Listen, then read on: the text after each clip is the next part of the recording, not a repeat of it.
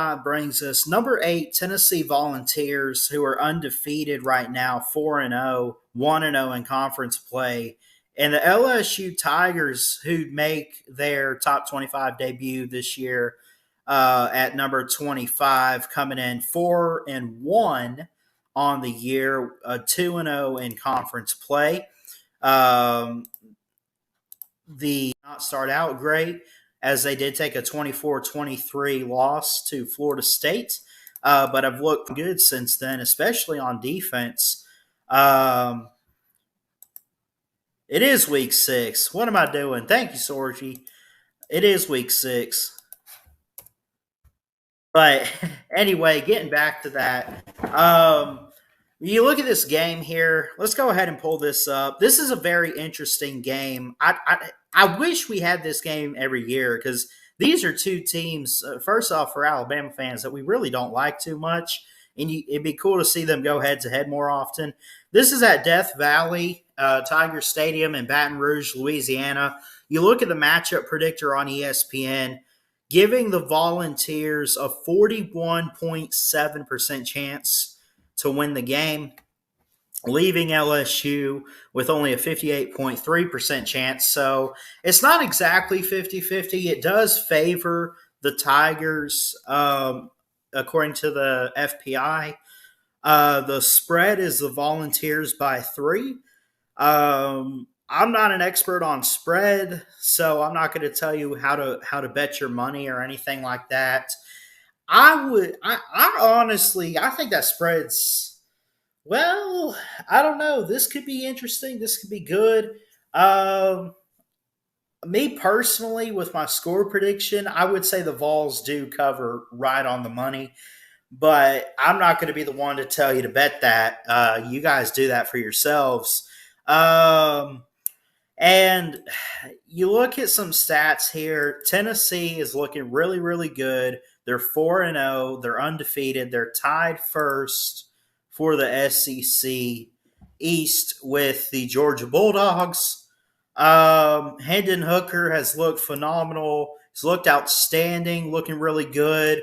Over 1,000 yards throwing. Jalen Wright has 256 rushing yards on the year. Jalen Hyatt has 325 receiving yards. So just a lot of good. First off, their offensive line is playing out of their minds right now, giving really good protection to Hendon Hooker. Tennessee right now is set up to where if they play their cards right, I'd be careful if I'm Georgia or Alabama. Now, I don't think they're going to upset either one of those teams, but I think they could end up giving them a game. But let's focus on one game at a time here. They got to get through LSU. LSU comes in this one pretty interesting too. They bring in transfer Jaden Daniels this year from, where was he? Arizona State, if I'm not mistaken. And he's been their quarterback. He's got 915 yards throwing. He's also their lead rusher at 321 yards. They got a really good weapon in Malik Neighbors. You look on the defense, you got Jay Ward, Harold Perkins, Mekhi Wingo, Greg Penn III, Greg Brooks. So many guys out there. You got BJ Ojulari, who I'm trying to remember. I know I've heard that name. Someone remind me where he was from. I don't have it in front of me. Unless he's been at LSU this whole time. But I don't think that's right, man. I know I've heard that name at some other school. But BJ Ojulari, they got some monsters on the defense that I think have to play key in this game to win against the Tennessee Volunteers.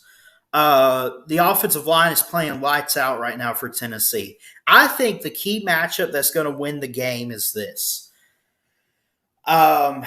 I know quarterback play is so big in college football right now. I know wide receivers and everything, but I think it's going to come down to, can the offensive line of Tennessee handle the defensive front seven of what LSU has? I think if they can handle that blocking and give Hendon Hooker some time, if they could handle Makai Wingo, Greg Penn, and Harold Perkins, and if they can handle BJ Ojolari, Alaye, if they can handle those guys up front, they have a chance. If they can't handle that, Hendon Hooker is going to be running for his life.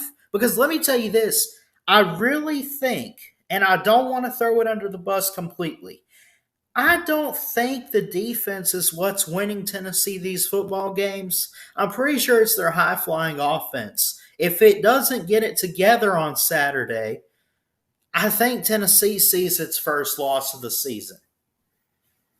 My personal opinion. I could be wrong. I also could be right. And usually I am. No, I'm just kidding. I'm usually not right. But anyway, you got to protect Hendon Hooker. There's going to be a loud crowd at Death Valley. It's going to be lucky it's not a night game because that's really tough to play. So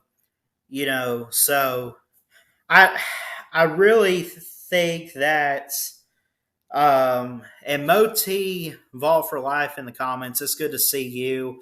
He brings up a good point. He says more like can Tennessee's defense stop LSU? If we have another Florida game we lose, I would agree. Considering that LSU does have a better offense than what Florida has and could probably put up more points. Yeah, I think Tennessee's got to play some good defense too. Aaron Beasley, Trevon Flowers, Jeremy Banks, Camille Hayden. Those guys got to go out there and be who they are. They can get it together. They know how to get it together. They just have to get it together. I would agree with your comment. Can Tennessee's defense stop LSU? Yeah. Okay. In a way, yeah, actually, that does make a lot of sense because even though, yes, the defenses have to be able to stop Hendon Hooker this year, you got to be able to do that if you want to beat Tennessee. But think about this, and I've said it, man. You can have the offense you want, you can have all of that. But if your defense is suspect, especially if you're going up against great offenses, and you are going up against great offenses against LSU, you're going to be giving up points. If your defense can't get it together, you're going to be giving up points. You're going to be making the margin of victory smaller and smaller and smaller. Wait for it. And then boom, you're so close, and then in an instant, you could lose that game. You can't. You got to be able to have the defense. The defense has to stop LSU because Tennessee can put up all the points they want. So can LSU this year. Let's look at what they're scoring, by the way, average. Tennessee is only allowing 19 points a game. That's great. LSU's only allowing 14 points a game. But let's focus on offenses. If we are in an offensive league, the offensive style points and rushing and passing yards, that's what's going to matter, right? Let's just focus on the offense. 48.5 for Tennessee, 35.6 for LSU. Let's say 48 and 35, right? You're scoring that much a game. Okay.